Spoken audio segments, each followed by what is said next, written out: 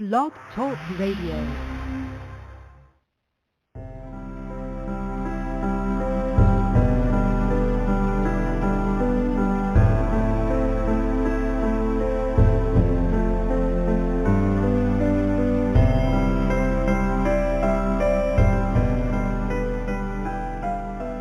Welcome to Nightlight. Step away from the mainstream and gather around as we enlighten the world and our realities and travel this cosmic journey we call life. Join us as we share with you and provide that beacon that can guide us all to a better way. Explore with us as we examine a metaphysical montage of spiritual insights, covering everything from the mundane to the magical, UFOs to unicorns, and everything in between. This is a time of awakening, of sharing and evolving, of spreading our wings and soaring on the cosmic breath of creation.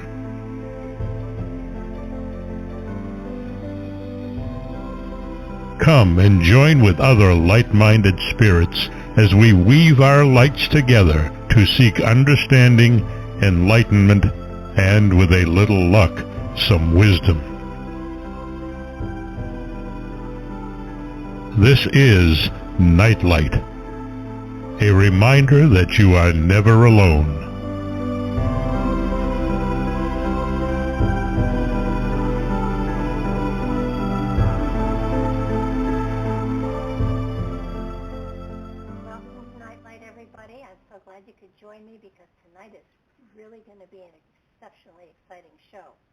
First, I want to thank Ken Quiethawk for his intro.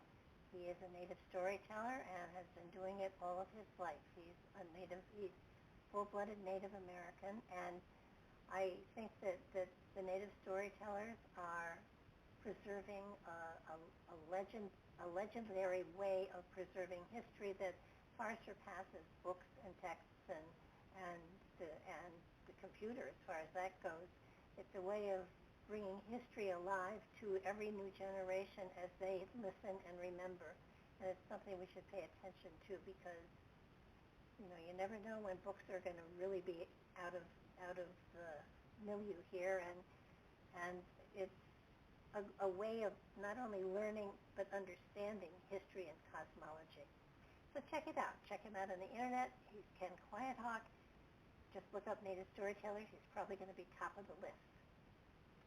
Tonight we're going into was probably one of the most fascinating books I've read in a long time. It's the Moses Scroll, and Ross Nichols is the author. And I want to fill you in a little bit about it before I bring him on. In 1878, a Jerusalem antiquities dealer named Moses Wilhelm Shapira acquired a curious biblical manuscript consisting of 16 leather strips. The manuscript, written in ancient Paleo-Hebrew, contained what appeared to be a form of the Bible's book of Deuteronomy, but with significant variations. It was allegedly discovered by Bedouin tribesmen around 1865, east of the Dead Sea in a remote cave, high above the Wadi, I'm going to say this wrong, Mujib, which was biblical. Shapiro believed that his manuscript was both ancient and authentic, and in 1883 he presented his scroll to the leading scholars of Europe. Newspapers around the world covered the unfolding story as scholars debated the genuineness of the leather strips. Ultimately, the scroll was deemed a forgery and Shapira a forger. However, beginning in 1947, ancient scrolls discovered in the Qumrane caves near the Dead Sea led us to ask, were the critics wrong? The Moses Scroll documents the details of the entire saga based upon what we know today, including a chronological telling of the fascinating story based upon 19th century reports, an assessment of the genuineness of the Shapira scroll, a new transcription of the manuscript as seen through the eyes of the 19th century best Hebraists, and the author's own translation of the original 16 leather strips with a commentary and notes. Ross is a researcher, writer, educator, and author of the Moses Scroll and a popular blog related to emerging Shapira research. He's traveled extensively to Israel over the past decade and participated in archaeological excavations in Jerusalem and at biblical Tamar, south of the Dead Sea, where he has mapped and surveyed the desert regions of the Negev associated with biblical narratives. He's been able to walk history and live history and breathe history. It's a rather fascinating career and one that a lot of us actually probably envy to a certain degree, although I kind of like some of the necessities of life that are probably not available in some of these regions. So welcome to the show, Ross. Thanks so much for joining me tonight. Barbara, thanks so much. It's an honor to be with you, and I'm excited about this. You know, you invited me all the way back in September of 2021, and I was sort of surprised when I learned that you were booked up until now. So March the 28th has finally arrived, and I've been waiting on pins and needles for this. Well, it's such an exciting story, and what I love about it is when something has elements of the truth in it that just won't lay down and die, and is still around 140 years later. You know, you have to know that there's truth here, and you know it's not so much that now we have the ability to probably date material like this that of course is no longer around, but the story itself is just such an amazing one.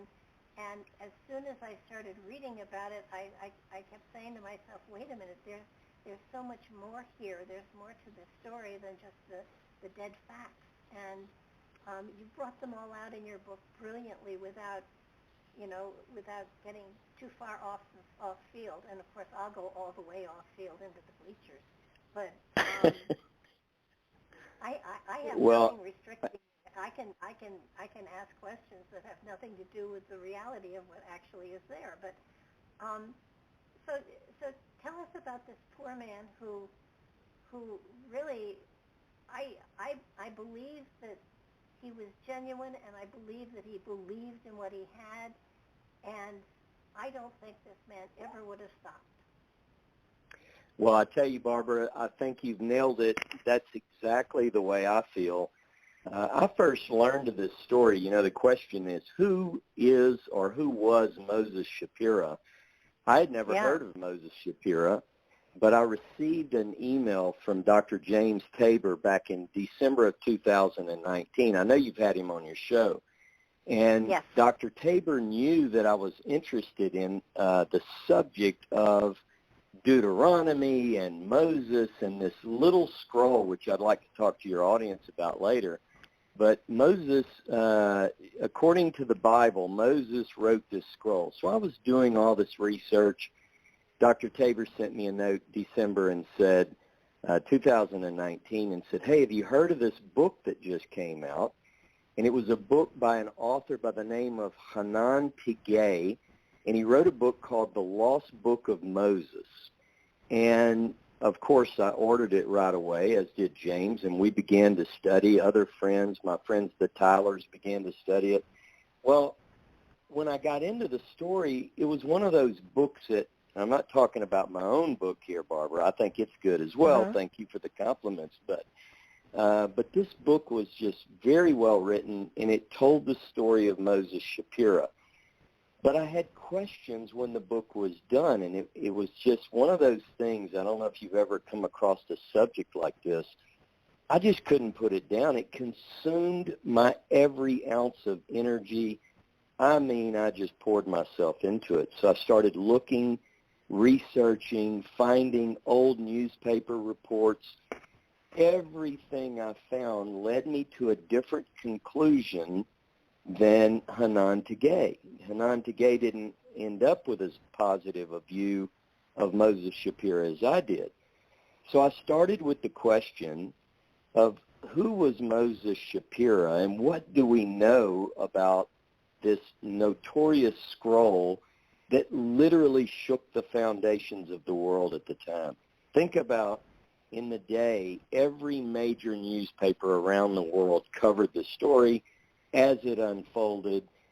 they couldn't wait to get the newspaper to read the next thing coming out of the news. So as the story began to map out, I realized that most people since 1872, Barbara, have had a negative opinion of Moses Shapira. When you look up Moses Shapira, you're going to find things like swindler, fake, forger. Most people believe that he was unethical. He was in this whole thing for personal gain. And the best case scenario that I would find early on, for the most part, was that he was a helpless dupe, a victim of other bad people. But then I began to uncover that that wasn't the opinion of all. There's another view, a favorable view in various degrees, and I can just quickly run through. In the 1950s, after the discovery of the Dead Sea Scrolls, people asked the question, hey, wait a minute, what happened to that leather scroll or manuscript that Shapira had? Everybody kind of dismissed it then, but now with what we found, maybe we ought to look at it again. So 1950s, Menachem Mansour, a scholar out of Wisconsin, he put forward basically a call for reassessment. And he said, let's look at this again. And it was met with a lot of, opposing voices.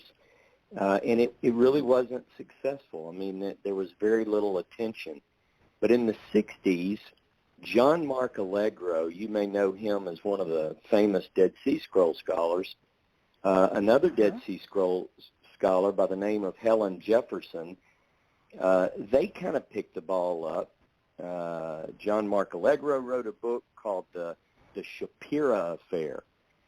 Now, when this book came out, it inspired an Israeli by the name of Yoram Sabo. You and I talked earlier in the week, and I don't know if you've had a chance to watch his documentary, but Yoram is probably he's probably the longest running researcher on Shapira in the world today. He started in the 70s, and it became sort of an obsession with him. He admits this. People like us are called Shapira maniacs. And so he's been on this since the 1970s. He's written a book. He produced and directed a film called Shapira and I. There are a few others, Rabbi Fred Reiner, some scholars, James Charlesworth, James Tabor, Matthew Hamilton, and then me. I got the bug. I couldn't put it down. I wrote my book, and 2 weeks later, this is one of those things a lot of your listeners may call synchronicity. At the close of my book, I basically called for a reassessment, similar to those that I followed. And I was hopeful and prayerful that perhaps the academic world would look again at the case of Shapira, which I've called the most controversial case in the history of biblical scholarship. And let me tell you, 2 weeks after my book came out, my book sold initially, my friends and my family and, it didn't knock the top off of the New York Times bestseller list. But a scholar by the name of Professor Don Dershowitz, to the day, 2 weeks later, published a book on the same subject. I think my book has 218 pages. His has exactly the same number or right around. They both told the story of Shapira. They both gave a transcription of the manuscript, which has been missing, as you told your listeners at the opening of the show, and both contained a translation. Now, Dershowitz's book is very academic. It's got a lot of Hebrew. It talks a lot about the grammar and things that most readers, unless they're aficionados of such things, might not be able to follow as well, but it's a brilliant piece. When his book came out, Barbara, front page news on the New York Times. It was just a watershed. It actually brought to fruition my biggest hopes and dreams, and that is put this case back in the court of the scholars and let them once again consider everything that was put before the scholars in the 19th century. They just didn't know what they had in front of them is the way that I understand it.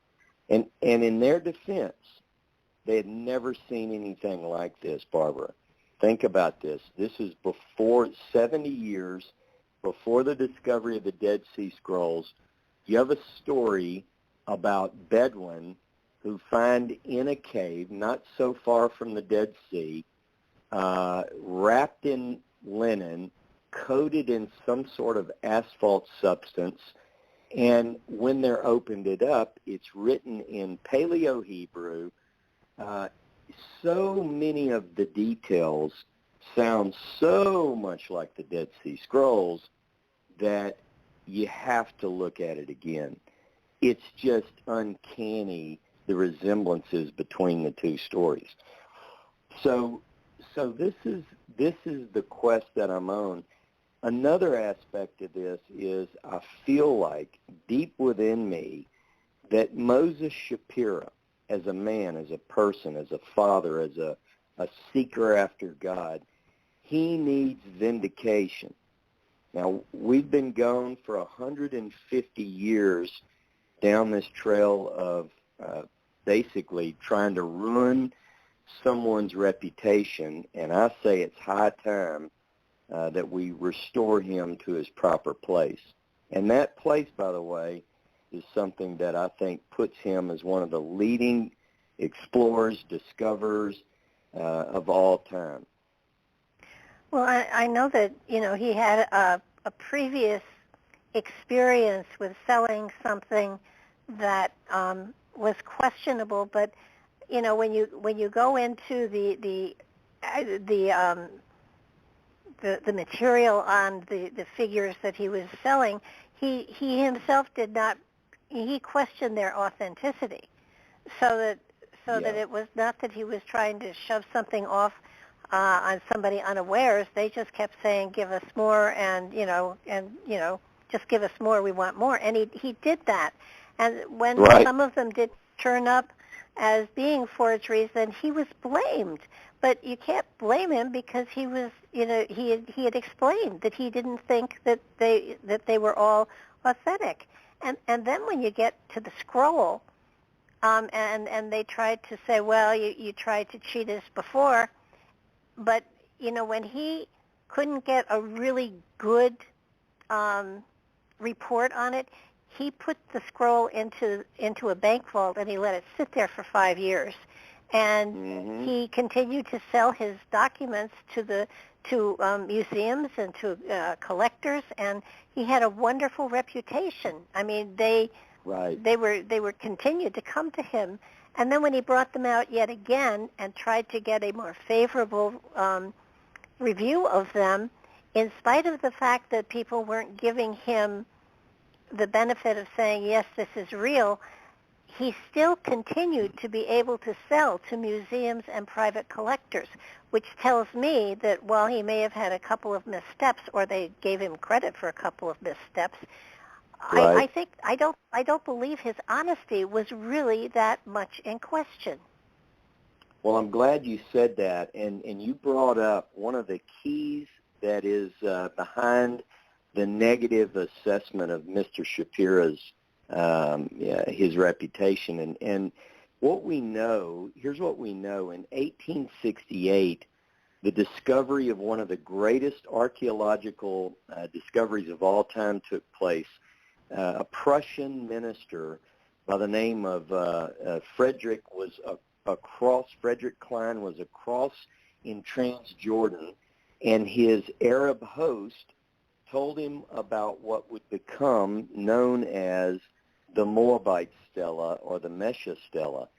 And I know that you've read the book, and your listeners, if they read it, they'll recognize this is an incredible tale in and of itself. But on the wave of that discovery in 1868, there was a demand, there was a cry for more. What else do the sands of ancient Moab contain?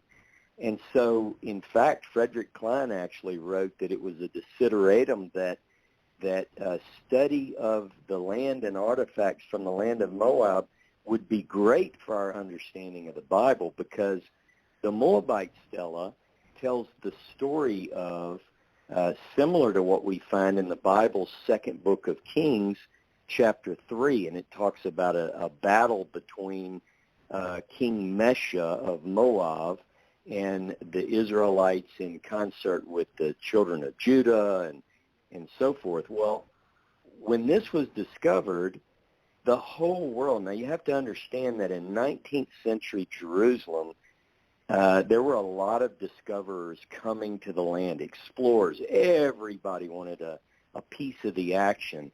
Well, in the case of the Moabite stela, even though a Prussian was involved in its first sighting, thanks to a man that I know you're familiar with from reading the book, Monsieur Clermont-Ganneau, who represented the French at the time, swooped in, as we might say, nicely, and sort of snatched that treasure from the Prussians. So whenever, right after this is 1868, we know from Shapira's personal notes, we have a lot of them, by the way, aside from aside from all of the newspaper articles, we have evidence that Shapira says it's in 1871 when he gets into the world of antiquities. Now, before this, he was a bookseller. He's Jewish. He's from Kamenets-Podolsk, which is located in western Ukraine in the modern world. He's born in 1830. He moves to the land of Israel in 1855.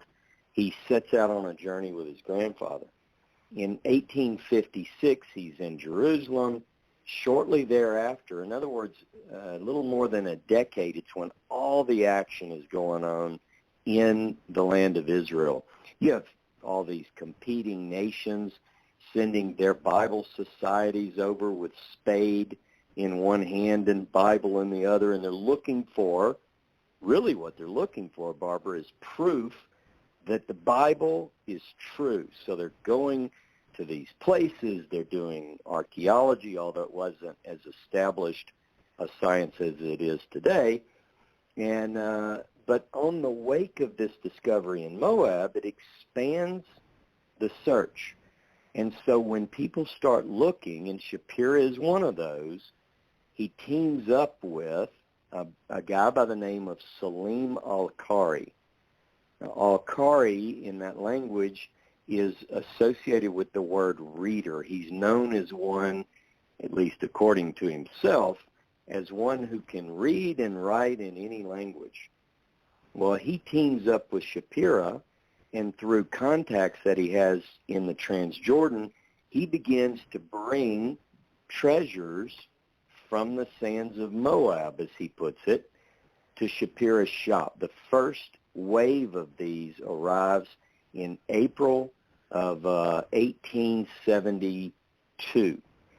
And once they arrive in his shop, people start to notice them. Word reaches Germany, and one particular professor by the name of Konstantin Schlotman immediately believes that these are real, as do others, I might add, including people like Claude Condor and Kitchener, people that are famous because of their work through the Palestine Exploration Fund. So everybody initially, can't say how long, but at least initially, were excited about these as being potential authentic ancient relics. Over time, thanks to, guess who, Monsieur Clermont-Ganneau again, these particular items are ultimately labeled as forgeries. But as you said, Shapira even thought that some of the later batches weren't authentic, and he made that very clear to his potential buyers. But you know what they said? Shapira, You just keep bringing us these things. Word, according to most sources, he probably made the equivalent of about $400,000 off of the sale of these items to the German government. Yeah, that's pretty good. That's pretty good hunk of change there. Yeah. But like you said, once the word gets out that it's a forgery, even though in the end Shapiro was clear from what we can tell from the records, he's considered a dupe. They blame Salim al-Khari, and he basically is the one. He gets off, but his name is still associated with this great forgery. So that's a bad thing. When he gets this manuscript in 1878, he's really amazed with this, and he believes it's real. He sends a letter to Constantine Schlotman, who is one of the only scholars who still believes in the authenticity of the Moabitica. So I think he thinks, this guy's on my side. But Schlotman has been so hurt, his reputation has been so hurt with the news that it might be a forgery, that he writes a scolding letter back to Shapiro with the help of another scholar by the name of Delitzsch, and he says, how dare you claim that this is authentic? I mean, this is a long letter. I have copies we've translated from German. He lights Shapiro up. So Shapiro doesn't want to stir up this proverbial hornet's nest again, so he does go to Bergheim Bank in Jerusalem, and he locks the scroll away. And the scroll stays there for about 5 years. But in the interim period, he's dealing in scrolls, as you said. He's becoming more and more familiar with the scrolls that are being found, some of these old scrolls. And he also reads a book by a German scholar that make him think, now wait a minute, even though the scroll manuscripts that I have read differently than our Bible, that may not be so much of a problem. And that's when he gets it out again, and the whole saga begins. Now, from the time he gets the scroll manuscripts out of the bank around Easter of 1883, it's only 1 year, Barbara, before they find him dead in a hotel room in Rotterdam. This is a fast-paced year. Yeah, and like I said to you, it doesn't make sense to me because he was still successful. He was still selling to museums and private collectors. He was still, he had a reputation. And, yeah. you know, well, everybody makes mistakes, and I understand archaeologists. I mean, they have a very difficult line they have to kind of walk, because, you know, as soon as if they make too many wrong decisions and choices, they lose their credibility, they lose their reputation, they lose their jobs. So absolutely, you know, they had to almost stick together, even though some of them most probably felt stupid after the Dead Sea Scrolls were discovered for sure. But when you talk about Shapiro being found dead in his room, here's where it doesn't feel right. And so many things in today's world happen that don't feel right because the people who are controlling the situation are so powerful. They can make something be okay even when it's not. And I think that this is one of those cases. I don't believe that he committed suicide. I believe he was murdered. Well, you're not alone in that. There are others who put forth that theory. You know, I've considered both, and for me, I'm still open to both. Obviously, the story is that that's what happened, that after the rejection of the manuscript, he does write a letter. He writes a short note. He's totally devastated, and here's why. he was led to believe, and this is clear from all that I've read, that Christian Ginsberg, who was the scholar, a great scholar, you can look him up. I mean, your listeners can find a lot on this guy, brilliant Hebraist of the day.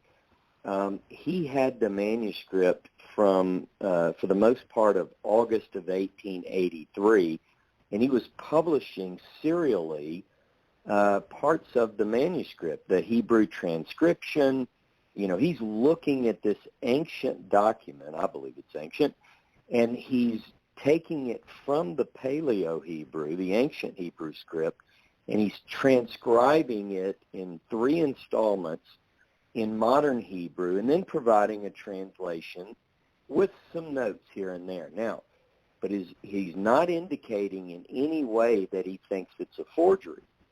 What he's doing is he's telling the readers, he's sort of stringing them along. Now he's got an audience. They're waiting on bated breath for the great biblical scholar Ginsberg to say yes or no.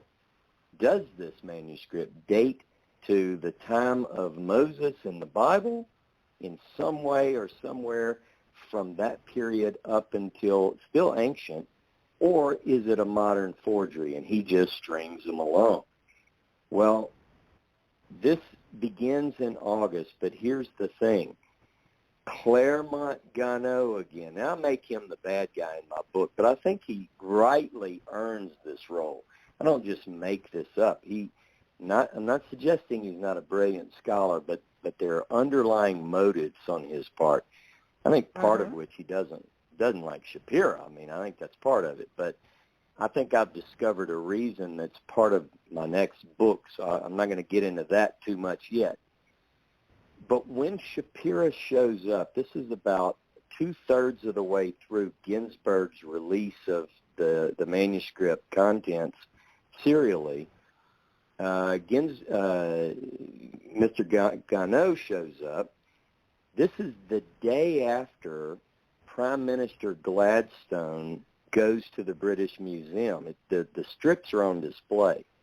2 strips are being displayed for the public because they love this story.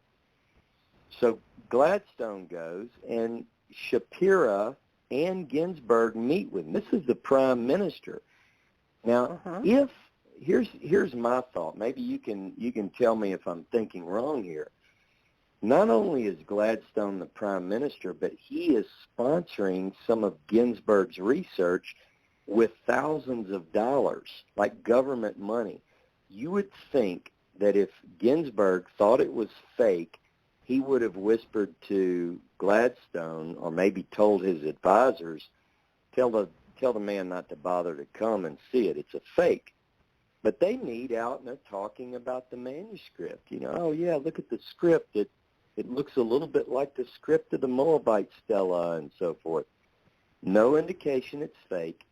Next day, Gano shows up. He publishes on the 22nd of August a report that his theory sticks to this day. It was recently put out in Tegay's book, that the way Shapira or whomever forged it did it, they cut the bottom portion of an existing Torah scroll, probably a Yemenite scroll, which is made of thicker animal leather, and faked it and then made it look old.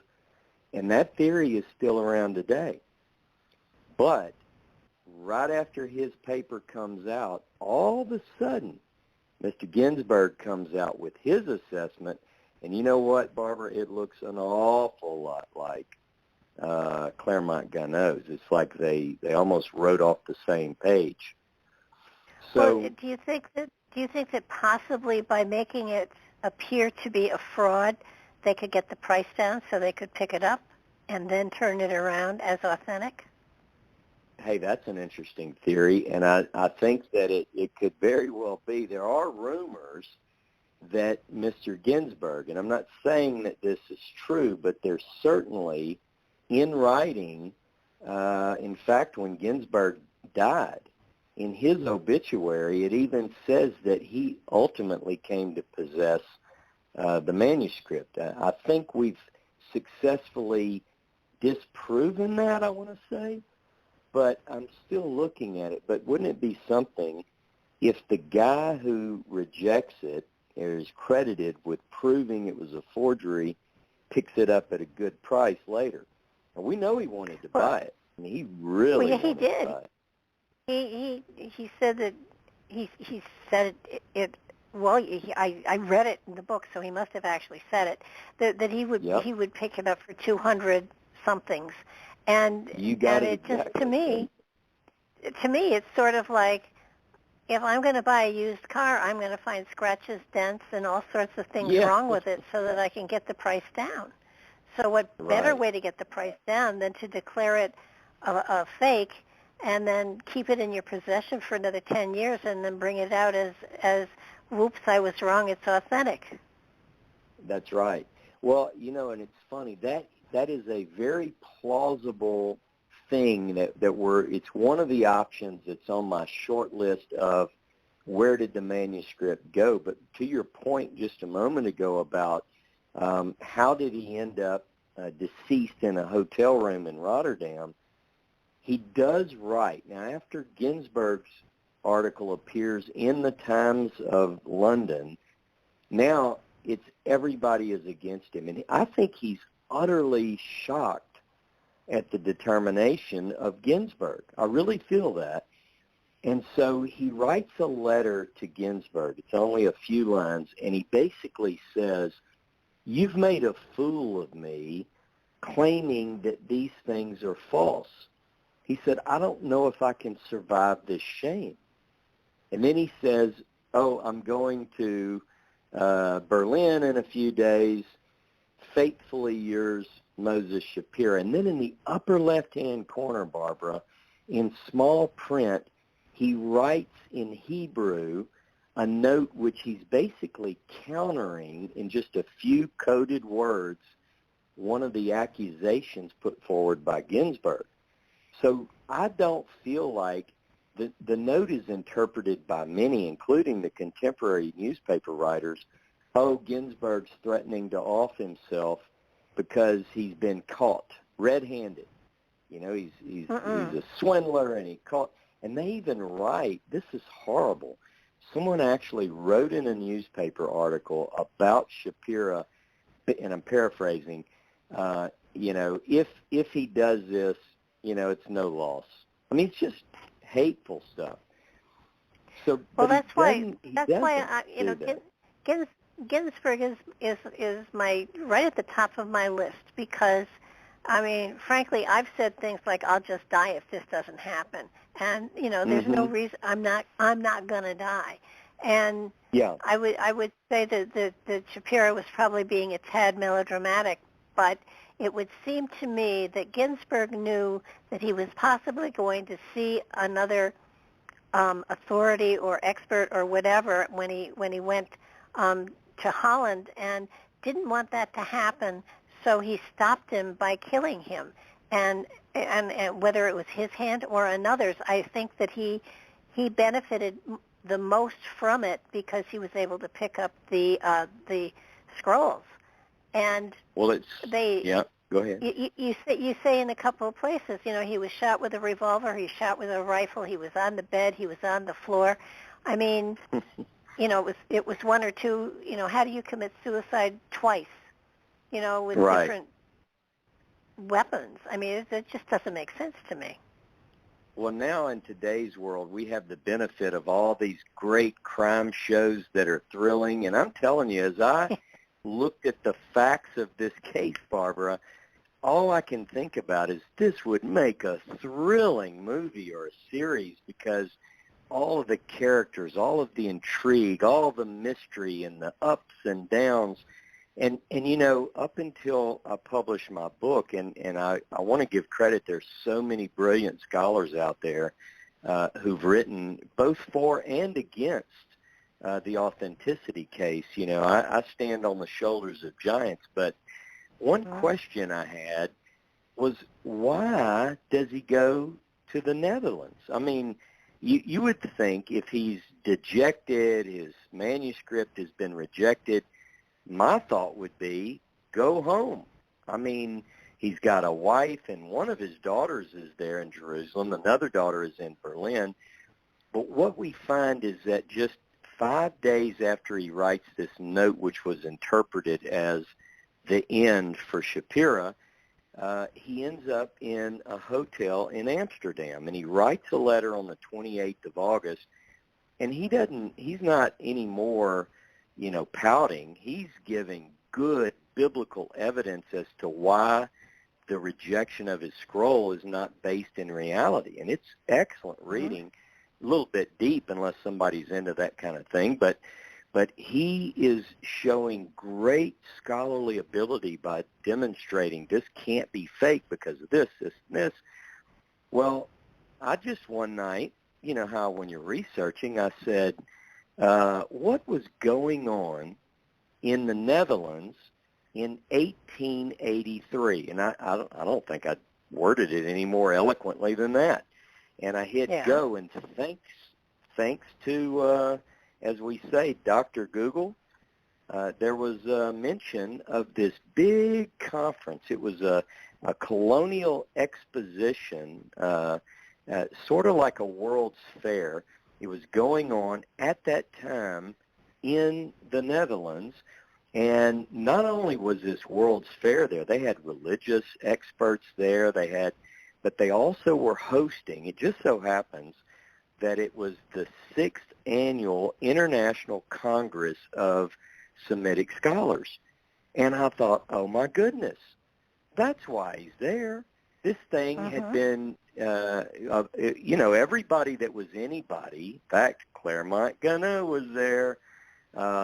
Ginsberg is at least quoted in the literature, but all of the names that I'd become familiar with from my research, it was a sort of a who's who in the biblical world. They're there. And so I'm thinking, that's what he's doing there, Barbara. He's trying to get another buyer for his scroll. He's not pouting in a hotel room, you know. And he's selling, we know because of Yoram Sabo's research and Matthew Hamilton and these guys, we know, and I've confirmed their research, that he's making deals. He's writing back and forth with Dr. Ryu at the British Museum, and he's saying, hey, I'll take 20 pounds for this manuscript. I also have this other one. That doesn't sound like a man at the end of his life and just distraught. He's a businessman. Not at all. Well, this is not the only time in history that something like this has happened. Lewis and Clark, the two guys that were sent out west by Jefferson, right, were given codes to write back to Jefferson. They were sent to discover certain things on their journey, and on the way back, I can't remember if it was Lewis or Clark. One of them was bringing his journal back for the president because there was important information in it that would change really the course of the whole country. And he was discovered. He committed suicide by shooting himself in the head twice, and the journal was stolen. So obviously you don't shoot yourself in the head twice, and the journal was stolen, and so we'll never know what was in it. But here's another case of somebody's preventing material from getting out into the public record or the public venue, and this was in the early 1800s. So it's not out of the realm of possibility that he was murdered, and he was murdered to prevent him from actually finding someone who would say it was authentic and give him credibility.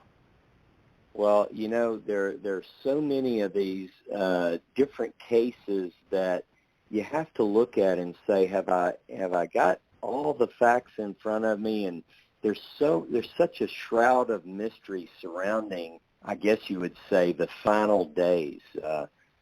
We have the police report from the Rotterdam police that describes what happens at the end. And so we know that Shapira started in Amsterdam. He moved from Amsterdam to Bloemendaal. All of this, by the way, his final 6 months take place in about a 30-mile radius.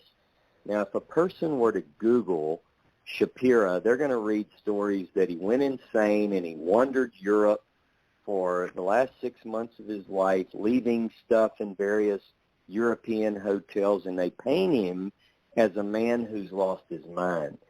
But what we know is that his moves were very strategic. If he's in Amsterdam for this Continental Congress, if he then moves to Bloemendaal, if he then moves to Rotterdam, we know that there's a shipyard there, and there's a very popular ship line that runs between the United States and Rotterdam. So now I don't have proof of this, but one theory is that his intention was to go elsewhere for a potential buyer.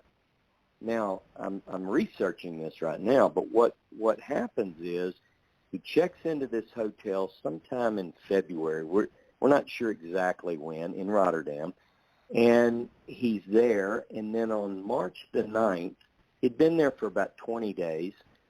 On March the 9th of 1884, people within the hotel, like the people at the desk, if you were staying somewhere for a few weeks, people get to know you. How you doing, Mr. Shapira? Good, how are you? And so they know him, and they realize that they haven't seen him since Friday evening. And so they get a little bit worried. Someone from the desk, presumably, goes to the door. They knock on the door. No answer. Now they're concerned. And they contact the police. The police go to the room. They listen to the story of the people there at the hotel, L.C. Wicker's guest house. They enter the room. And as you said, the later reports give varying details. He was on the bed. He was on the floor. There was a revolver with one round missing. They get all these details. Well, I read the police report. I had it translated from someone who is Dutch. They can read it in the original. And all it basically says is that guest Shapira, they tell a brief few sentences about their being notified of the concern over guest Shapira. They said they go in basically just that they found the deceased. They later report that he was looked at by a medical examiner. It does appear that he died of gunshot, but I don't think anything in the report, I'm trying to recall, gives a whole lot more detail. Medical examiner looks at him. They find, his name. They basically then, because he doesn't have family there, they send him to a place called the Drinkling, which in the Dutch, it's associated with people who have drowned at sea, that they don't know who they belong to, basically. So he's basically put there, and they bury him. And we now know where his grave marker is. I don't know. I haven't been there to find it, although I've traveled some with the research and plans to do more. But it's a tragic ending.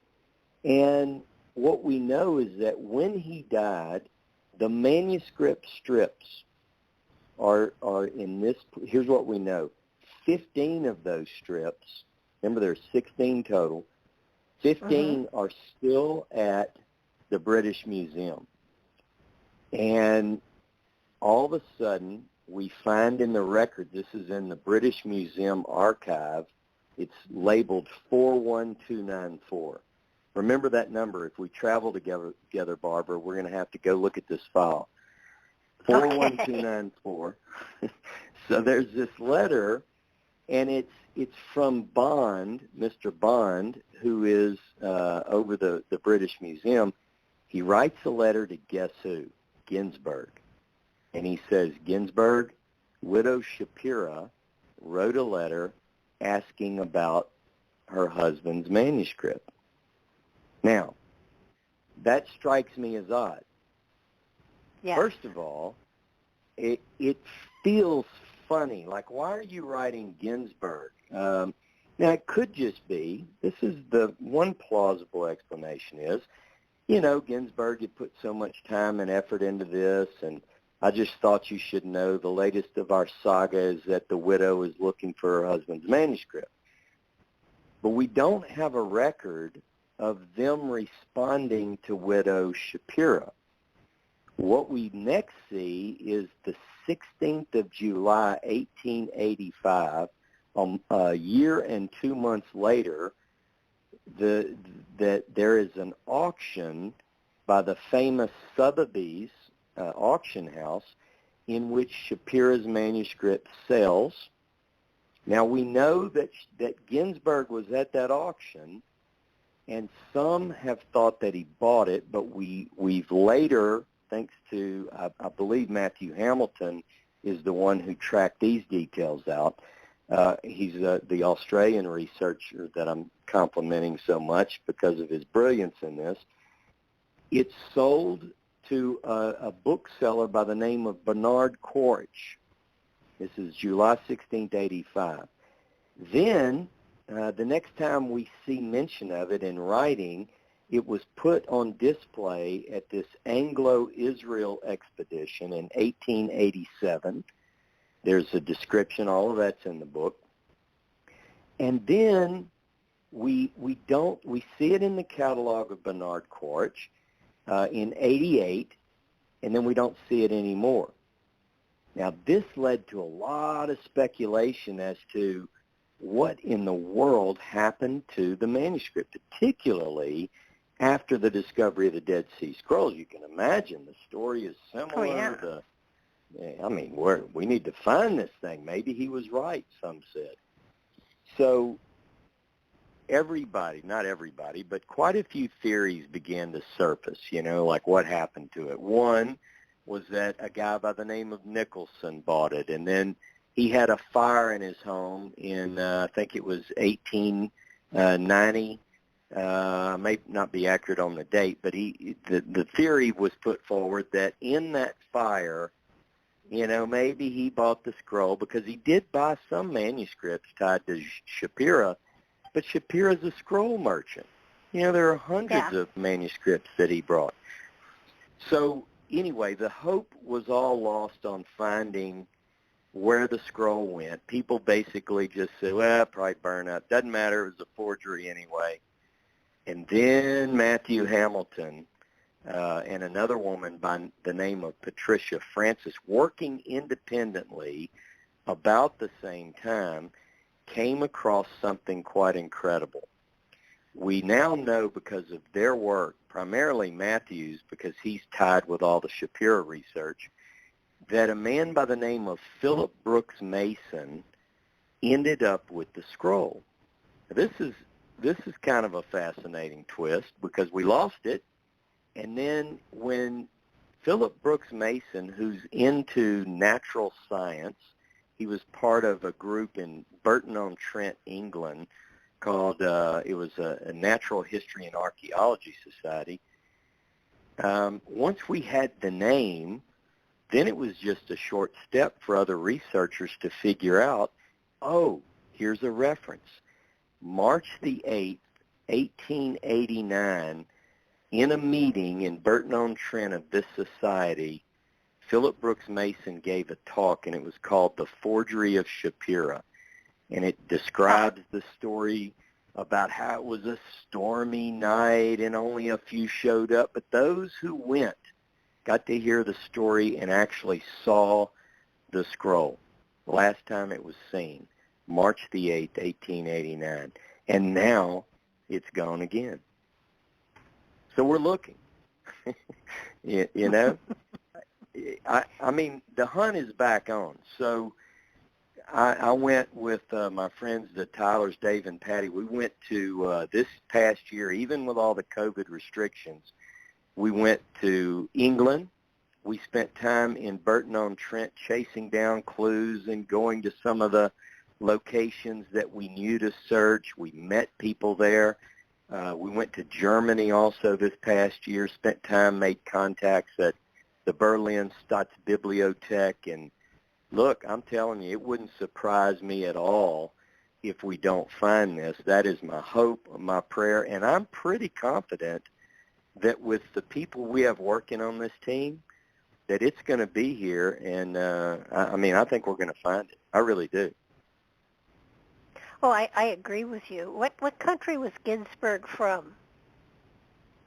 He was actually from Poland, but in other words, his origin is from there, similar to Shapira's. Here we have another Jewish person, a convert to Christianity from that part of the world.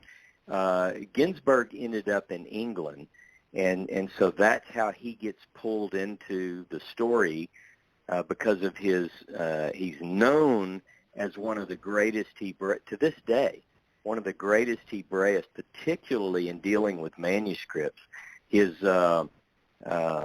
life work basically is a book, I think it's called, and I get this, the Hebraica Masoretica, critical edition of the Hebrew Bible, real long title, big words, in which he surveys a lot of the text that we have that reference, text of the Hebrew Bible. He was big into searching for what is the earliest text and so forth. So, but yeah, it's interesting. When people draw, by the way, when Ginsberg is credited with busting Shapiro for his crime, as they would like to put it, there was an article that appeared in the paper, and Shapiro is drawn with stereotypical, hateful, anti-Semitic features. You can imagine, your listeners can just imagine what those are. And Ginsberg is this European-looking, they're both from the same area, they're both Jewish, and yet one is depicted in one way and the other is depicted in stereotypical form. And Shapiro's got his finger dipped in ink like, I caught you, ink-handed, you thief, you rotten person. Well, man, it's horrible.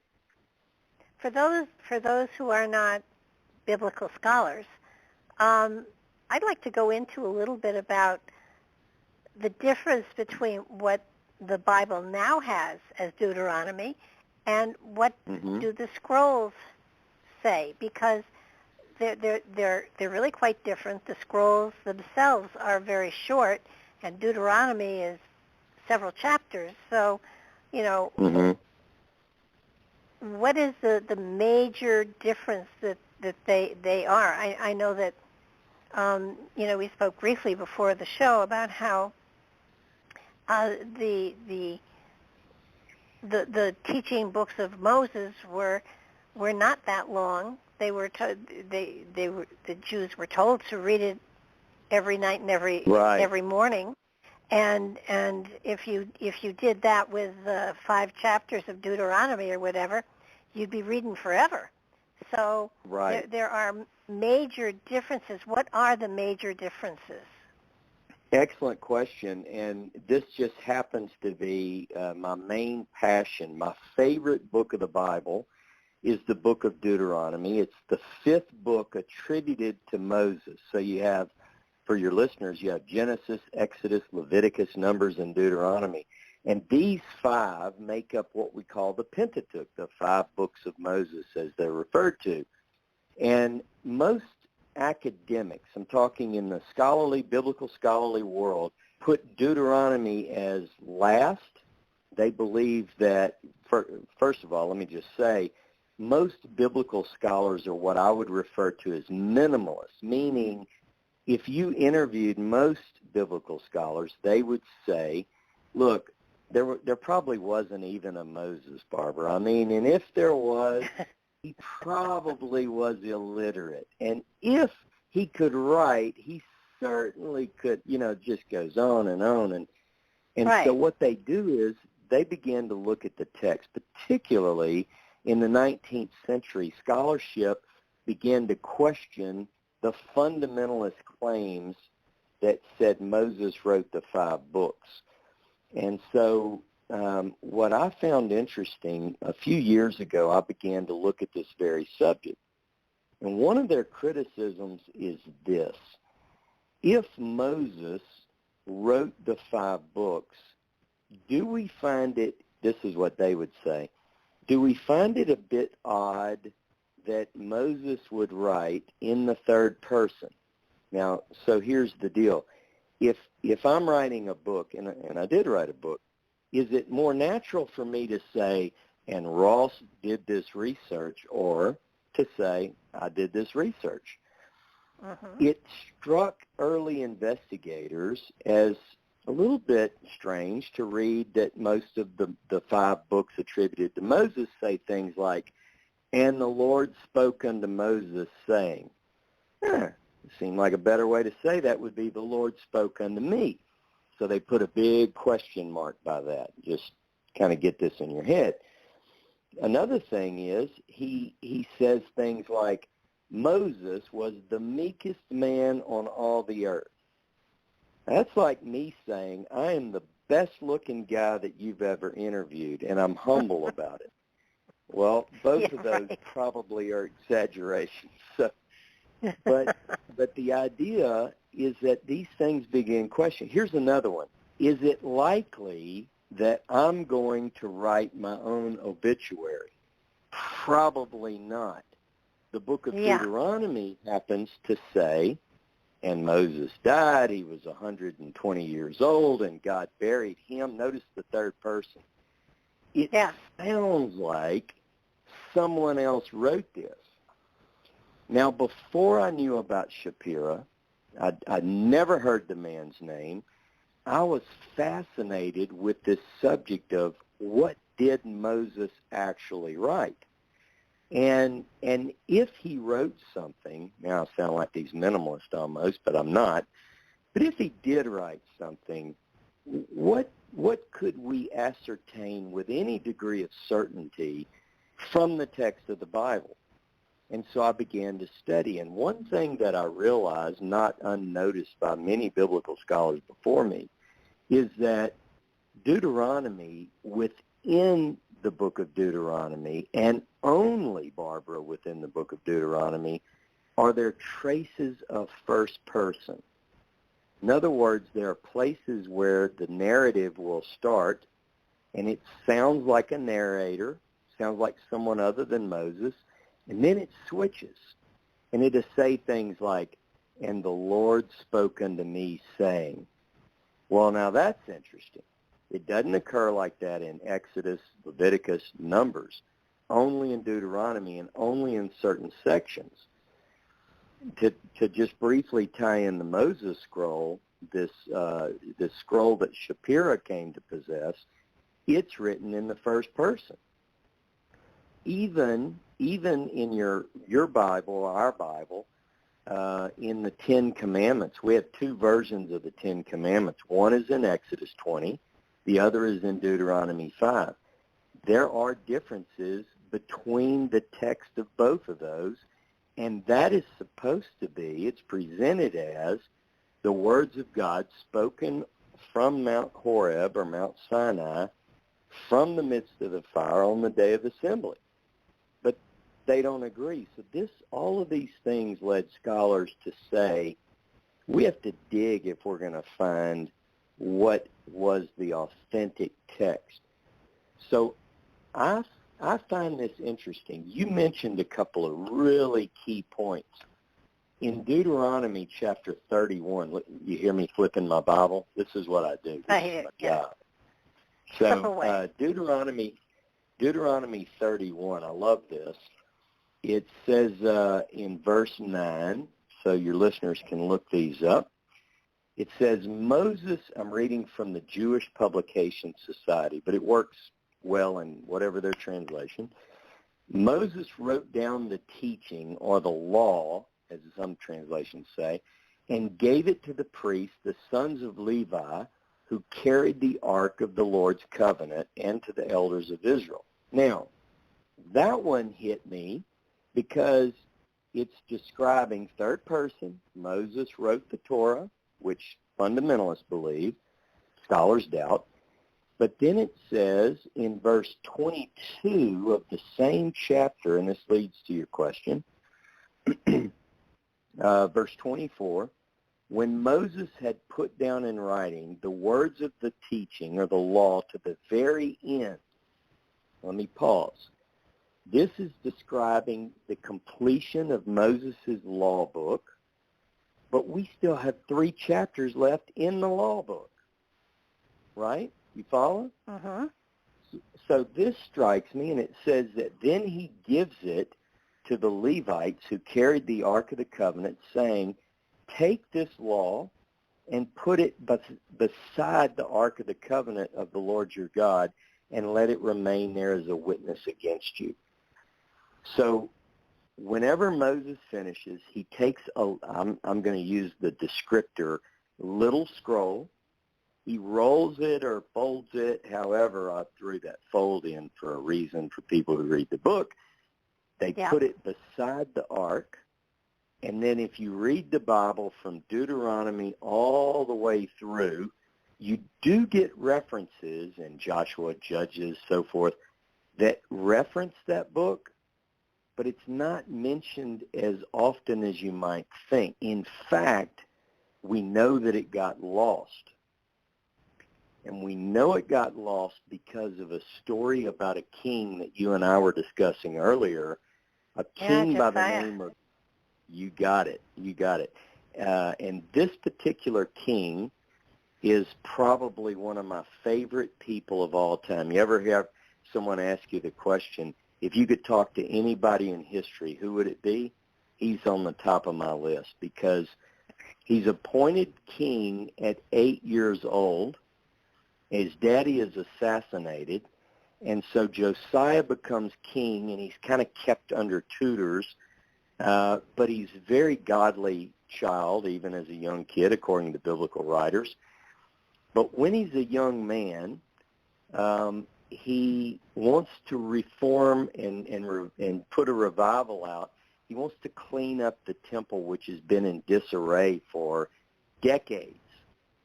And so he commissions a priest by the name of Hilkiah, and Hilkiah works with a team. They begin to work in the temple, cleaning it up, getting all the idols and all the icky stuff out of there. And he finds in this temple something quite important. He reports, I have found the scroll that Moses wrote. This is 2 Kings chapter 22. Of course, you can imagine. So they run to tell King Josiah, we found the scroll that Moses wrote, and this initiates the greatest revival, better than anything that's been recorded in history in the land of Israel. Idols are destroyed, the land is purged of bad, and this particular scroll is the impetus, the drive behind that. And so it's called the scroll that Moses wrote. So I believe that within the text of Deuteronomy, now a lot of scholars would disagree with this because they want to date it late. I believe that within Deuteronomy is contained what Moses actually wrote. And I don't believe it's late at all. I think that parts of it could certainly have been edited. There could be later interpolations. But the core of that document is authentically Moses. Again, that's arguable, believe me. But any scholars listening could, give their rebuttal to that. But I think that there's good, sound reasoning to support that. Oh, absolutely. And I think, too, the word for God, the Elohim, and that was changed and or added to the Moses scroll at a later date. Right. Is that what you suggested? Yeah, it is, and that's another excellent point. What we know is that throughout the text of the Hebrew Bible, we get different names. Sometimes the deity is referred to as by the Hebrew term Elohim or variations, El, Eloah. But Elohim is typically, if you look it up in a Bible dictionary, it's going to say this is a generic name for, air quotes, God, G-O-D. But it's not his personal name. The personal name of God is represented in Hebrew by 4 Hebrew consonants, Yod-He, Vav-He, if you're referring to them by their modern names. And this name seems to be presented from a very early point. We see this name of God in the Hebrew most of your listeners who are English-speaking listeners probably read an English Bible, and most of those Bibles will have L-O-R-D in all caps. That's representing, according to the translator, it's out of respect. The Jewish people have a tradition not to pronounce the name at all. So early translations of the text into English, a lot of them followed this safeguard that was passed to them by Jewish sages and scholars, and so they would use a generic word, Adonai, instead of spelling out the four letters. So, but here's the interesting thing. We meet with the name of God for the first time in Genesis chapter 2. By Genesis chapter 4, we read that then, meaning at this most ancient period, men began to call upon the name of, and it gives the name, Yod-Heh-Vav-Heh. Now, some you've heard of Jehovah or Yahweh. These are variations on potential names, the way that it would be pronounced. But what's interesting, though, and it ties back to your question, is that we read in that text in Genesis 4 that the name was used in the most ancient times.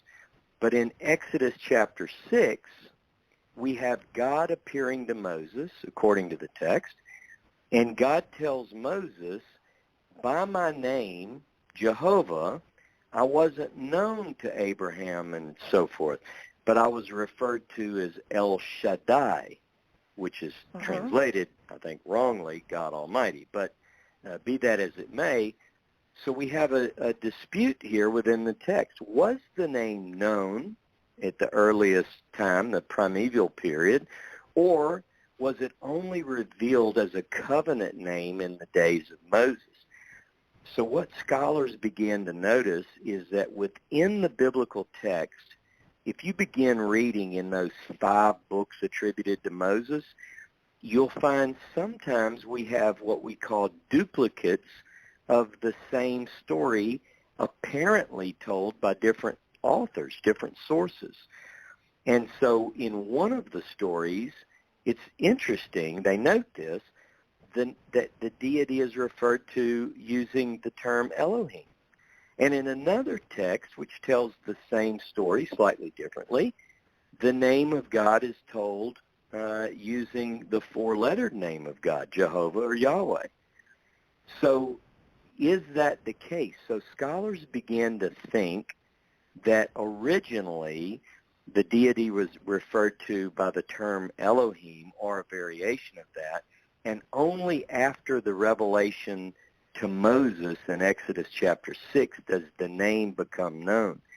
What's interesting about the Moses scroll, this text that came into the possession of Shapira, is that it uses Elohim in places where the canonical text, or the text that we're used to in our Bible, would use the name of God. So Shapira thought,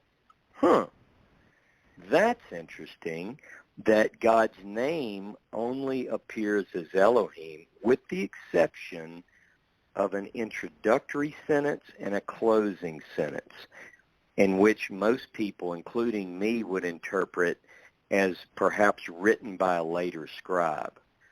So the text was written originally just using Elohim exclusively, and then a later scribe was making a copy of a copy perhaps, and he wanted his readers to know these are the words which Moses spoke. Notice the third person, to all Israel and so forth, so. So when you translated it, among other things, there are the 10 Commandments, but the wording is so different in the Moses scroll. I mean, it's way different. It's almost it's repetitive on purpose, I guess, but it's I find it fascinating. I found it fascinating because I've read the 10 Commandments. That book I've read, and the verses. I mean, so do we have the rough cut, so to speak, and then over the hundreds, thousands of years, people have smoothed it out to make it read better? Is that basically what we have? You know, it's that I tell you, I think that, first of all, as I mentioned a moment ago, when you look at, if you put side by side, and I've done this on my academia page, if you take the English text, you can do it in Hebrew if you prefer, but you take the text of Exodus 20, which contains the Ten Commandments, and you put it side by side with the version in Deuteronomy 5, you'll notice that there are differences between the two. Deuteronomy's version has quite a bit more. If you just counted the words, it has more. It's more descriptive. And there are even, here's an example. The Sabbath, the Sabbath is, according to Jewish tradition, from Friday evening to Saturday evening, sundown to sundown. And so the Sabbath, according to the Bible, is Saturday, Friday evening to Saturday evening. But we get two different reasons for why that we are to rest on the Sabbath day. According to Exodus's version, it has to do with the creation account. You'll probably recall reading that. God worked for 6 days in his creation, and then he rested, and therefore you ought to rest. Okay. But if you go to Deuteronomy 5, it gives a different reason, and I'm just giving the quick version, but basically it ties it to the redemption from Egypt and the saving of the people of Israel out of Egypt, etc. What's interesting is that these two both claim to be the words that God spoke. Now, here's something else. These words were written on 2 stone tablets, which are called in Exodus, Leviticus, and Numbers the testimony. In fact, when we talk about the ark, the word for ark is just box, basically. It's a chest. Those 10 words that God spoke, 10 matters, 10 things, called the 10 Commandments, were written on stone by God's hand himself. It says he wrote them with his finger, inscribed them or engraved them on these 2 stone tablets, which Moses then, remember, he goes down the hill and the mountain, he catches the people in their sinful act of worshiping the golden calf. He throws them to the ground and shatters them.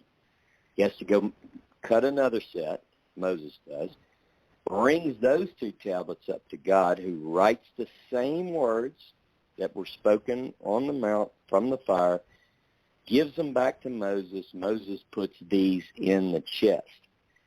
Now, the interesting thing is that whenever I started studying the 10 words according to the Shapira manuscript, I'm telling you, I had chills, and here's why. In Exodus and Deuteronomy, though they're not exact, they basically have the same 10, basically. There's no number 1, number 2. The Roman numerals we see now on the beautiful plaque that we hang in our kitchen is not what they look like. What we know is that these 10 matters weren't numbered in the original. Well, what's interesting about Shapira's manuscript, in fact, let me just say this, if you look at Exodus and Deuteronomy, and if you're a Catholic, you have a certain numbering. You know, this one is number 1, and then you reach a stage where they split the coveting command, where it's, you shall not covet your neighbor's house, and, and all this stuff is split into 2. But that's only because they're trying to wrestle with. The Lutherans have a version, the Protestants, Catholics, they differ. Shapira's manuscript is interesting for a couple of reasons. Number 1, we clearly know where each commandment ends because every one of them ends with the phrase, Ani Elohim Elohecha, I am God your God, or I am Elohim your Elohim. And you can count them, 1, 2, 3, all the way to 10. The other thing that's fascinating to me, and they would not have known this in 1883, so this kind of rules out to me, or it's evidence against forgery. Between every word, there is what's called an interpunct, a dot. Now, I'll give you the example in English. if I want to say you shall not kill, it would be you dot shall dot not dot etc.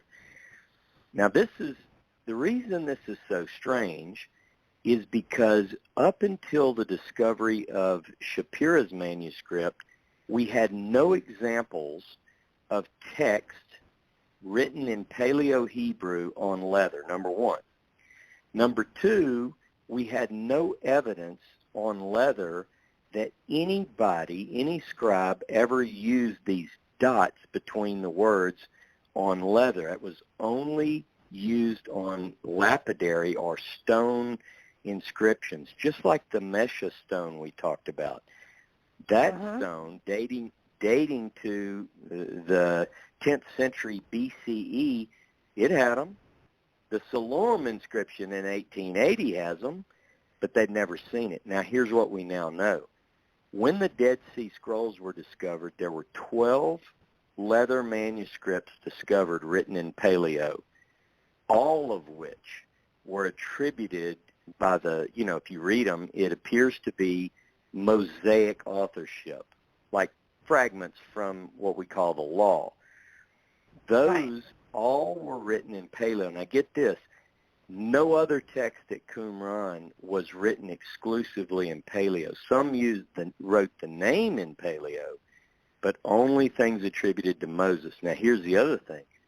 All of those leather manuscripts contain these points, are called interpuncts. Now, how would Shapira know that? Or how would any forger in the 1800s know to fake something anticipating a discovery that would be 7 decades after their death? How? It couldn't happen. No. So one other thing about the 10 words is that they do read differently. One significant difference between the 10 words in Shapira's manuscript and the 10 words in Exodus and Deuteronomy, Exodus and Deuteronomy both go back and forth between first and third person. So the Lord created the heavens and the earth, and so forth. In Shapira's, it says, I created the heavens. And I mean, first person? Are you kidding? When I read that, my hair stood up. I felt like I was looking at the original. I understood. I've been taught, from childhood that there were 10 commandments, but aren't there 613 actually? According to Jewish numbering, a great scholar by the name of Maimonides and others have followed, actually went through the text of the 5 books, the Pentateuch, and they classified and enumerated the commandments. These deal with agriculture. These deal with this and that. And the long story short is that enumeration is 613. Very few people know that. You nailed it. Great job. Because, but are there 613? Yeah, people can disagree. I've never actually counted it, and this is what I do with my life is study this. But there certainly are a lot of commandments. But what's fascinating about most people would recognize that the basis for all Hebrew law, all biblical law, goes back to those 10 words. If you if you go through those form the foundation, and then all others can be extrapolated from that core revelation that goes back to the mountain at Mount Horeb. So I think that one of the other things that's interesting is that all of those laws that we would find in Deuteronomy, let's just use Deuteronomy as an example, between chapter 12 and 26, 12 through 26 in Deuteronomy, is what scholars call the law code. And in that law code, there are more than 100 laws just in that section of text. What's fascinating is that the manuscript that Shapira came to possess doesn't have any of that material, which has been identified as later and priestly. And so that's one of the things that makes you look at this text and say, wow, this might be an early form of what was later developed into the book of Deuteronomy. And not to upset any listeners, because I'm not suggesting that I can put any of this on the definitive side. What I can say is that you can trace sources by studying these texts closely. And I think, to me, one of the things that really is interesting is the lacking of that code and the centrality of the words that God actually wrote with his very finger. There's another thing that's interesting in this text. In the book of Deuteronomy, in our Bible, you have Deuteronomy chapter 27, and this certain thing is commanded by Moses. He says, when you cross into the land, you're going to divide the tribes with representatives on either mountain, Ebal and Gerizim. And you're going to pronounce the blessings and the curses. You shall say, and only the curses are given. It's kind of it's caught the eye of scholars for a long time. Readers can go look at this. It says you're going to get the blessings and the curses, but Deuteronomy 27 only has the curses. And so that's interesting. But if you look at the Shapira manuscript, not only does it contain blessings and curses, but the 10 words have a corresponding blessing and a corresponding curse. So, for instance, if it says, you shall keep the Sabbath or sanctify the Sabbath day, there's a blessing that says, blessed is the person who keeps the Sabbath day, and there's a curse that says, cursed is the one who doesn't keep it, fascinating that it ties together like that. There's no text like this that's ever been discovered, in my opinion. Well, what kind of still has me, I do believe that the teachings of I believe what he's got is the teachings of Moses. That to me makes the most sense. Now, if that's the case, and it was supposed to be put beside the ark, why not in it? Because in it you had a bowl of manna and Aaron's staff and, of course, the Ten Commandments. So why next to it? Why not in it? Well, that is a good question, and you're referring, it sounds like you know your Bible really well. I know you're a spiritual person. In Hebrews, in the New Testament, the Christian Bible, Hebrews chapter 9, verse 4 mentions those things as being inside the ark. So you think, well, that's a great place for it, this box, and it's carried and cared for and looked after. This is the greatest, but it won't get lost that way. But if you read the Hebrew Bible and just what Christians would refer to as the Old Testament, you find a little bit different story, Barbara. So we know that the box, the ark, it's Arnon in Hebrew. The Arnon is created for one purpose. It's to hold the 2 stone tablets written with the finger of God.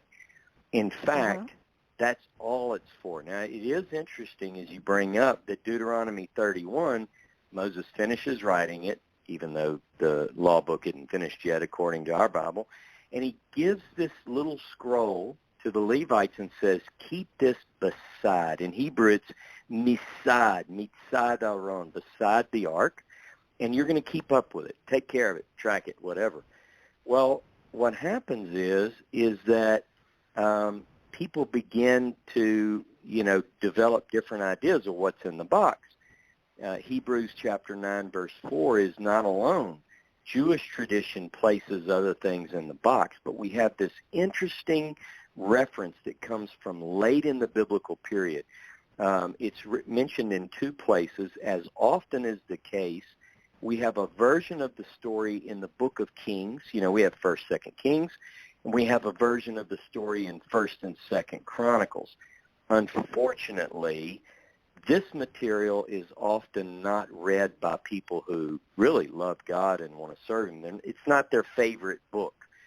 So they miss this. But in Kings and Chronicles, it says that there's only one thing in the ark. Now, this is much later, and it says the only thing in there are these 2 stone tablets.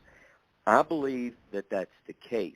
Now, what that means, Barbara, is that the scroll that Moses wrote could become lost, whereas if they would follow what you just said, and it could have put it in there, it would have been kept up, it would have been harder to lose. But one of the greatest mysteries of the Bible is that the ark, the one thing that everybody looked to as representing the throne of God and the central piece of furniture in God's holy dwelling on earth, the tabernacle, the temple, it disappears from history. It's gone. And look, the Bible doesn't say where it went. So here we've got 2 great mysteries.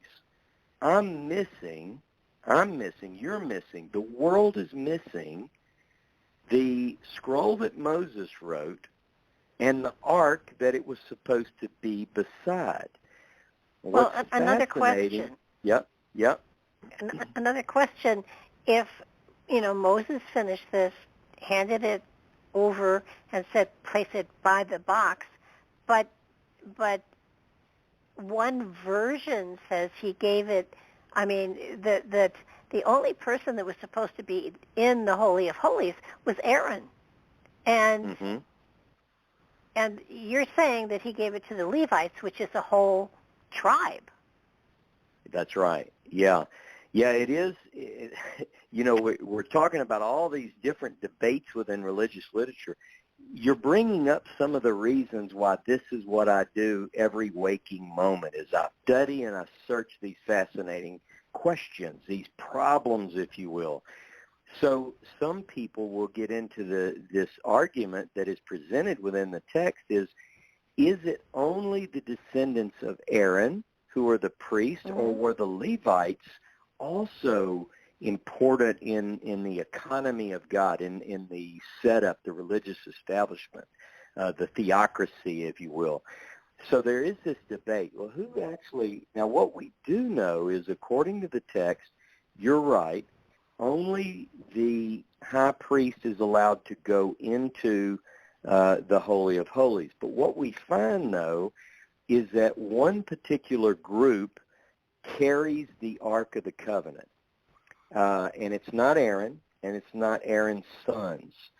Now, if you study it closely, what according to the text happens is, this is a big operation. The setting up and the tearing down and the moving of the tent. I'm talking ancient Israel before there's a temple. Whenever this takes place, there are people assigned different tasks. And Levi, the tribe of Levi, is descended, as you might imagine, from the son of Israel named Levi. Levi has 3 sons. One of those sons is named Kohath. By the way, your listeners need to know we're going to have a test on all this at the very end. They're going to have to know all of this material. But the tribe of Levi, the sons who belong to the family of Kohath, are responsible for carrying the Ark of the Covenant and all of the holiest items. What's fascinating is that when Moses gets this scroll, it says he gives it to the Levites. A lot of people miss this clue. Those who carry the ark. Now, I believe that that's a clear and direct reference to this special family known as Kohath. This group is a fascinating study in ancient Israel. So they're the ones who are responsible. Now, here's something. Let's fast forward and see if I don't cover what you're looking at. Whenever Josiah's priest Hilkiah discovers the ark, imagine it's been, the temple, the holy precinct has been totally forsaken by kings, and it's been in disarray. Hilkiah finds the scroll, Now, my question, when I read 2 Kings 22, 23, 2 Chronicles 34, 35, you would expect that if I were the king, I'd say, hey, when you were in there, did you see the ark? Nobody even asked the question. Are you kidding me? I want to know where the ark is. I'm glad you found Moses' scroll. That's wonderful. But what about the ark? Nobody mentions it. Now, what's fascinating to me is that a short time later, same period, there's a great Passover. You know, the festival of Passover is held in Jerusalem under Josiah. He sets forth this religious reform, and they have a Passover, it says, that's never been one kept like this from the time of the judges, time of sin. This is hundreds of years since things have been done, as we would say, according to the book. And then we get this strange statement in 2 Chronicles 35. Josiah looks at the Levites, and he says, hey, guys, now go put the ark back in the place where it belongs in the temple. Well, wait a minute. Where has it been? Now, my question is, were those Levites who carry the ark, the descendants of Kohath, could it be, this is just my question, could it be that they've been taking care of it with concerns about it being messed with, if that's the proper way to say it, by someone who isn't holy, or maybe one of these, God forbid, one of these evil kings could have had it destroyed, who knows? So then we have the story, Josiah orders the ark back in the temple. Now, by the way, there's a prophet at this time by the name of Jeremiah. Everyone knows Jeremiah. It's my other favorite book of the Bible. Jeremiah is a prophet at this time. Jeremiah says some pretty challenging things to the religious leader of his day. Religious leaders, plural.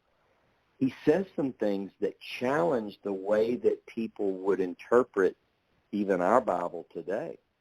Like there's a lot of emphasis on the temple and sacrifices. And Jeremiah, it's funny, he seems to know something, and here's what I think he knows. We know that Jeremiah is a priest. He's in the time of Josiah. We know that Jeremiah's dad is named Hilkiah. Could it be, and I put forward this idea, that Hilkiah, the one who discovered the scroll, is actually Jeremiah's dad? Now, you could say, well, we don't know that. We don't, and there could be other Hilkiahs. But it is interesting that both are priestly, both are named Hilkiah, and here's my theory. See what you think. Hilkiah, the priest, in the days of Josiah, discovers the scroll. The ark isn't in there. He's got to get it to show the king, but could he have shown this to Jeremiah? Because Jeremiah says this in Jeremiah 15. He said, when your words were found, he's talking to God, I ate them. Now, I mean, he means metaphorically. I devoured this text. And what he speaks forward in the book of Jeremiah seems to agree with a form of Deuteronomy that matches more closely with what we would expect to find that predates our current Bible. I think he read that scroll. What's fascinating beyond that is that this Josiah gets killed in battle. He's still a young man. A lot of people picture Jeremiah as this old, with long gray hair and kind of like in modern culture, you would look at a Gandalf, this character in the movies, but he's a young man during the days of Josiah. He goes from this point, after Josiah dies, Jeremiah is alive for several years beyond that. He says some really interesting things. One of the things that he says, this is in Jeremiah chapter 3, is that, I'm paraphrasing, You know the ark? There's coming a day when you won't even ask where it is. You won't want another one made. You won't even miss it or remember it anymore. Well, that's strange. The one thing, the book of, the Ark of the Covenant, you're not even going to miss it? I think that's fascinating. Yeah, and, you have the theory that it's in Ethiopia, which, I keep coming back to that, where nobody has actually stormed the Bastille, so to speak, to see if the Ark of the Covenant is really there. But you've got one man that's lived there for his whole life, and he will die there. Yeah. Which You're right. There are several theories about where the Ark ends up. So the last known sighting of the Ark is 2 Chronicles 35. Josiah tells the Levites, go put it in the Ark. Your days of carrying it on your shoulder are over. The Ark is brought into the temple. But then we read that shortly thereafter, in 586, 587 BCE, the Babylonians come and destroy the temple, and we have a record of that in the Bible in Kings and Chronicles, where the holy items are taken away. But guess what's not mentioned? The Ark of the Covenant. Yeah. Nor the scroll. So you could say, well, Ross, you're being too picky. The writer just left that out. Are you kidding me? It's the main thing. Nobody's even going to mention, well, that's funny. Why did Jeremiah say that? Now, what if Jeremiah is a member of this Levitical family who's responsible for these holy items? And we have this one text that comes not from the Protestant Bible, but it's found in what is called the Book of Maccabees. The second book of Maccabees gives this interesting quote, and it says that Jeremiah was familiar with an oracle where he's warned to go hide the ark. He's told to take it across the Jordan, in Transjordan, on the eastern side. Of course, there wasn't a Jordan then, but it's in the land of Moab and Ammon and so forth. So this quote says, 2 Maccabees chapter 2, that Jeremiah takes the ark and some of the holy items, and he goes and puts them in a cave in secret, and that they're going to remain there because some people with him tried to go find the way, like they wanted to know, hey, where did he put that? And he told them, he warned them against that. Don't follow me, boys. This is going to be revealed in the right time when God restores all things. So that's one theory, that the scroll that was found in Jeremiah's day, as well as the ark, were both deposited into a cave in the land of Jordan today. Today's Jordan, ancient Moab. That, to me, is a very plausible idea. You mentioned the story about being in Ethiopia. There are people, I think Graham Hancock and some of these other authors have put together these other theories. The one about going to Egypt, you remember the story where the Queen of Sheba comes to visit Solomon, and he shows her all the beautiful things in the temple. Legend, this isn't in the Bible, legend says they had a love affair. They have a child by the name of Menelik. And the story about the Ethiopian place of the ark is that Menelik was given the ark, and he took it and secreted it away to protect it from being taken by, whoever. I don't buy that theory. No, I would say it's probably still there someplace in a cave, for sure. Mm-hmm. So it doesn't go ahead. seem that it would be.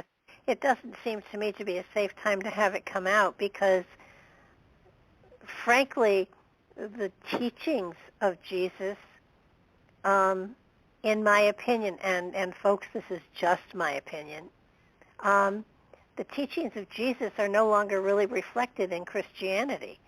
So that, and that's just my opinion. And it changes on a real regular basis. So. Yeah. Look, I'm the same way. I'm always searching and praying and seeking God on all these matters, and they are very difficult. And certainly it's not out of line to suggest that, Jesus, as we know him, is best represented, at least partly, whether he's antagonistic or the world in which his story is told. So you have some elements of Christianity which try to seek to get back to what was it like in the first century in Judea and Samaria in the time when Jesus was here. So you question, what were the original Hebraic teachings? How do we get to that? It's the same, by the way, with Moses, and I would venture to suggest, though I'm not an authority in any way on the Islamic faith, but I think that it could probably be argued that Islam in some ways needs to look closely, and many probably do, to what is the origin of their faith. We all ought to try to understand as early as we can get. Early isn't always better, but early puts us a whole lot closer to what the truth is, in my estimation. And it goes for Moses and Jesus. If the scrolls were found, what would it do? And authenticated, which of course it would be very easy to authenticate them as far as time. Authorship's a whole other thing, but time they could authenticate it to. What would that do to, every Bible would have to be reprinted.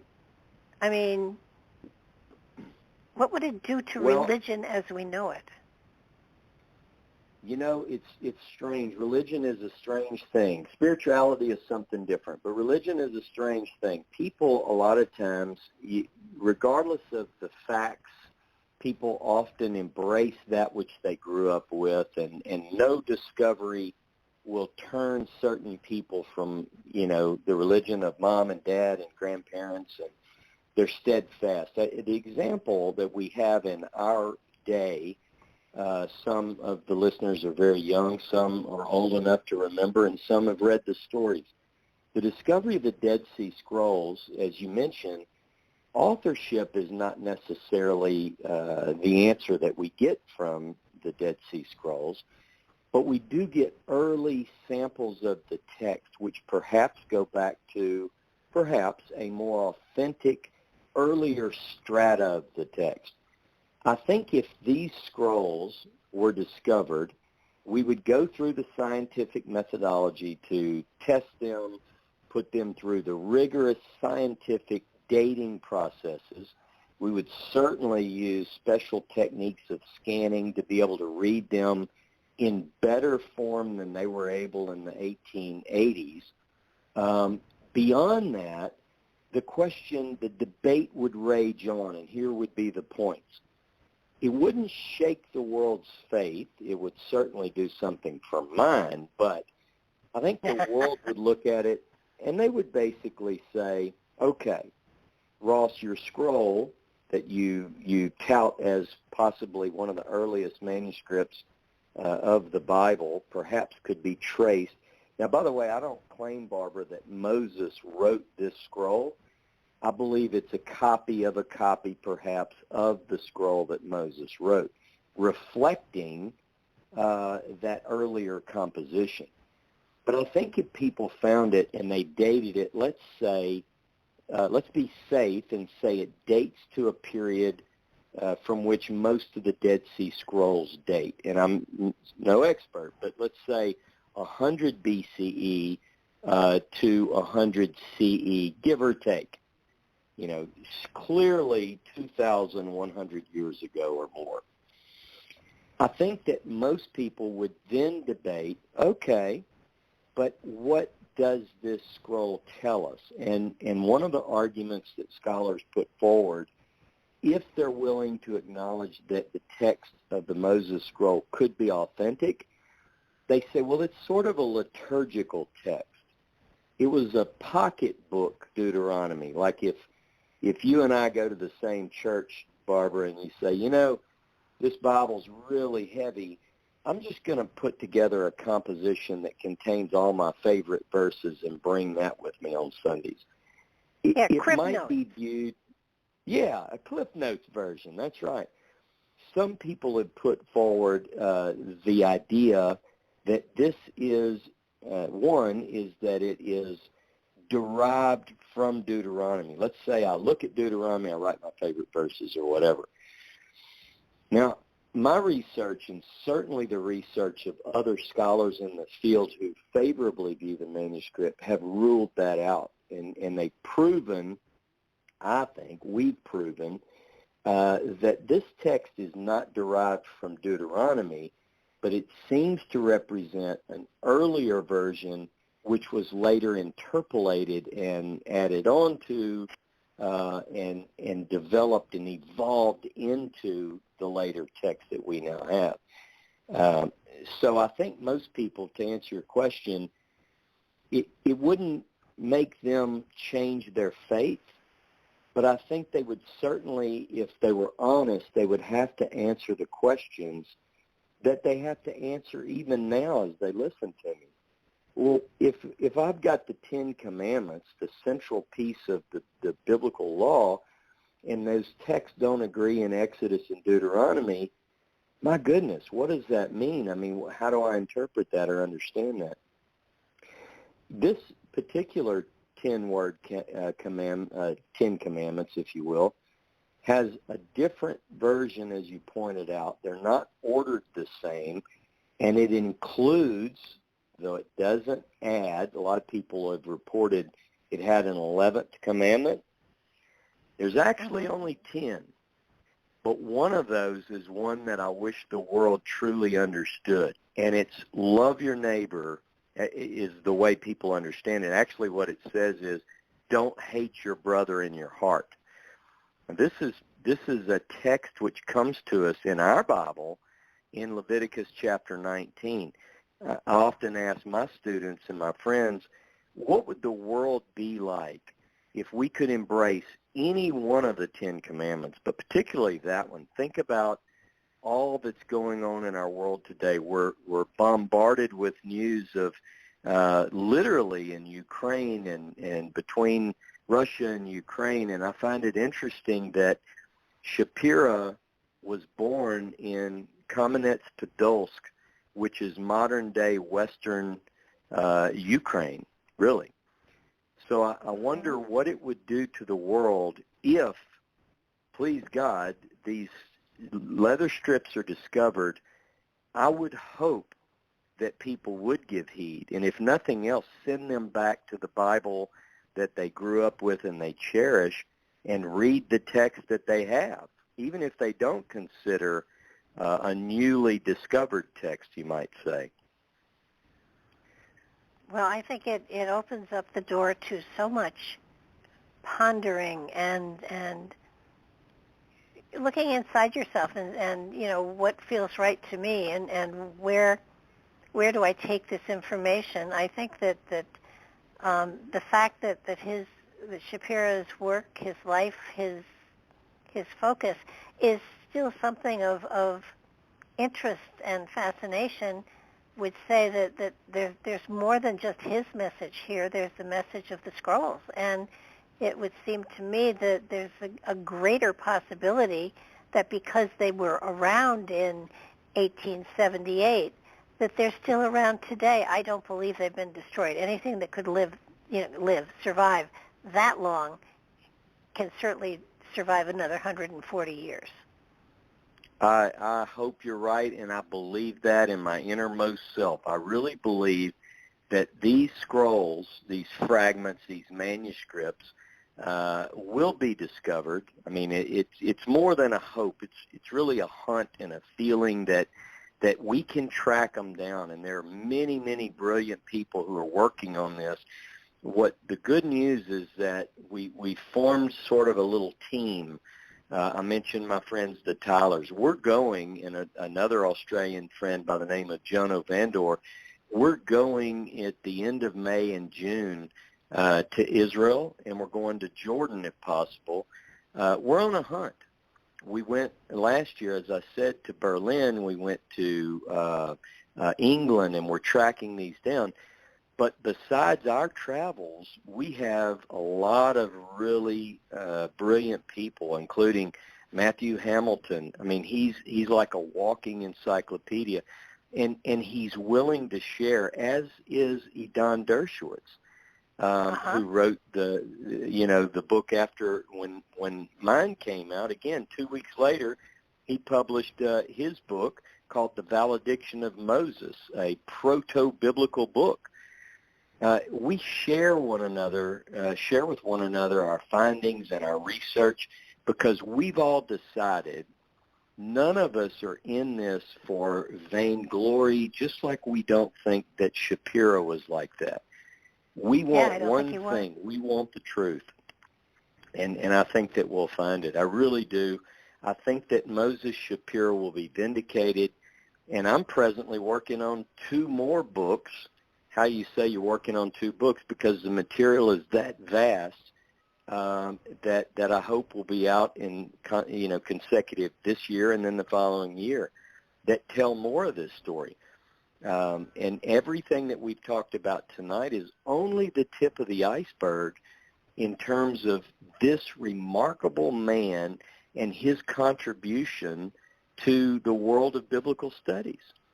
I mean, contrary to what people have said about him, for 150 years, since 1872, his name has been tied to the idea of forgery. And Barbara, as much as I can, as much energy as I can put into it, for the truth, I want to see his name vindicated. And as Edan Dershowitz once said, we want to see a street name and named after Shapira in Israel. Put it right there in the middle of Jerusalem, because that's what he deserved. He's been wronged and mistreated and abused, and he's had to take it, but we want to redeem that character if we can. I do believe you actually will, and I just noticed the time. I wanted to let people know that you can be reached at themosesscroll.com and RossNichols.com. It's Ross K. Nichols at me.com. I'm open for emails, and people feel free to let me know what their questions or comments or concerns about this talk were, and I'm looking forward to it. Well, I so appreciate your taking the time out of your schedule to spend time with me tonight. I love being tutored by people who know as much as you do, and these shows are always such an amazing learning experience for me. If I was getting paid, I'd be embarrassed, but I'm not getting paid. So I would do this if I had to pay. Well, I really thank you and thank your listeners. I also value people's time, and the fact that you would spend 2 hours talking to me, Barbara, about one of my passions, and the fact that these listeners would take time out of their busy schedules to listen. I hope that it was informative and enlightening, and please feel free to write me and ask questions, and I hope you get the book and read it for yourself. The story is fascinating. It truly is. Oh, absolutely. And I do thank you again. It's been a pleasure, and I want to remind everybody that this is a full week. We have a show Tuesday, Wednesday, Thursday, and Friday. So check us out. We got a lot of other interesting things coming. And I so appreciate, Ross, your being here. And this will be up on YouTube probably tomorrow. And if you people like what you see, please subscribe, because that's how we know you're listening. Thanks so much, everybody, and good night.